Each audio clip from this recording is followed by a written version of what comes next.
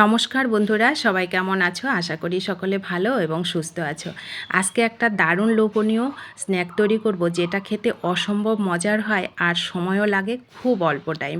মাত্র 10 মিনিট হাতে সময় থাকলে এই সুন্দর লোভনীয় স্ন্যাকটা আমরা কিন্তু তৈরি করে নিতে পারি, যেটা খেতে অসম্ভব মজার হয়।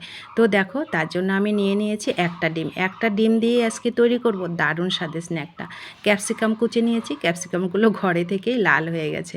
তো দেখো, টমেটো কুচি নিয়েছি, লঙ্কা কুচি নিয়েছি, বড় সাইজের 2টো পেঁয়াজ কুচি এখানে নিয়ে নিয়েছি। তোমাদের হাতের কাছে গাজর থাকলে সেটাও নিতে পারো।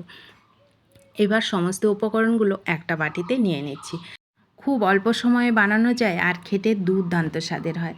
তো দেখো, আমার এগুলো নেওয়া হয়ে গেছে। এবার 3 চামচ বেসন দিচ্ছি, 2 চামচ চালের গুঁড়ো দিচ্ছি এর মধ্যে, খুব সুন্দর মুচমুচে হবে। চালের গুঁড়োটা না থাকলে তোমরা একটু সুজিও এর মধ্যে দিয়ে দিতে পারো।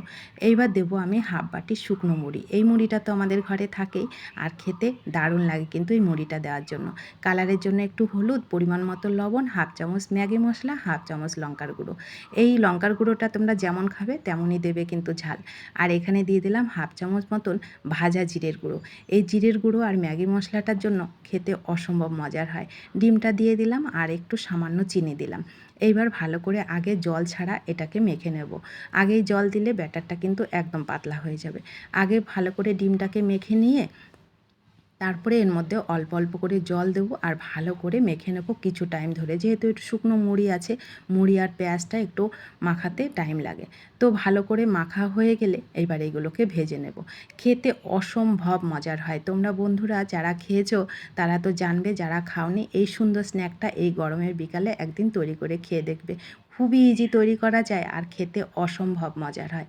তো দেখো, আমার মাখাটা হয়ে গেল। এবার পকোড়াগুলোকে ভেজে নেব গ্যাসের ফ্লেমটাকে মিডিয়াম টু লোতে করে। বেশি টাইম লাগে না কিন্তু এগুলো ভাজতে। যেহেতু ডিম দেওয়া আছে, খুবই অল্প সময়ে কিন্তু এগুলো ভাজাটাও হয়ে যায়। তোমরা অবশ্যই তৈরি করে খাবে আর রেসিপিটি কেমন লেগেছে কমেন্ট করতে কিন্তু ভুলবে না। ভিডিওটি ভালো লাগলে ভিডিওটিতে একটু লাইক করবে আর অনেক অনেক শেয়ার করে দেবে, সবাই যেন এই গরমের মধ্যে চটজলদি এই সুন্দর স্ন্যাকটা তৈরি করে খেতে পারে। তোমাদের একটা লাইক আমার পরবর্তী ভিডিও তৈরি করতে অনেকটা উৎসাহিত করে। তো ইউটিউব থেকে দেখলে ইউটিউব চ্যানেলটা প্লিজ একটু সাবস্ক্রাইব করে দেবে যারা নতুন বন্ধু আছো। আর পুরানোদেরকে অসংখ্য ধন্যবাদ সাবস্ক্রাইব করার জন্য। আর ফেসবুক পেজ থেকে দেখলে পেজটাও একটু ফলো করে রাখবে, সুন্দর সুন্দর ভিডিওগুলো তোমাদের কাছে সবার আগে পৌঁছানোর জন্য। তো দেখো, একইভাবে আমি সবগুলোকেই তৈরি করে নিয়েছি। কত অল্প সময়ে তৈরি হয়ে গেল, দারুণ স্বাদের হয়। তোমরা না খেলে বুঝতেই পারবে না। একদিন তৈরি করে খেয়ে দেখবে কতটা মজাদার। পরিবারের সবাইকে খাওয়াবে, তারাও বলবে কেমন হয়েছে এই সুন্দর রেসিপিটা। তো দেখা হচ্ছে তোমাদের সঙ্গে নতুন কোনো রেসিপিতে। ততক্ষণ সবাই ভালো থাকবে, সুস্থ থাকবে। এই রেসিপিটি শেষ পর্যন্ত দেখার জন্য তোমাদের সবাইকে অসংখ্য অসংখ্য ধন্যবাদ।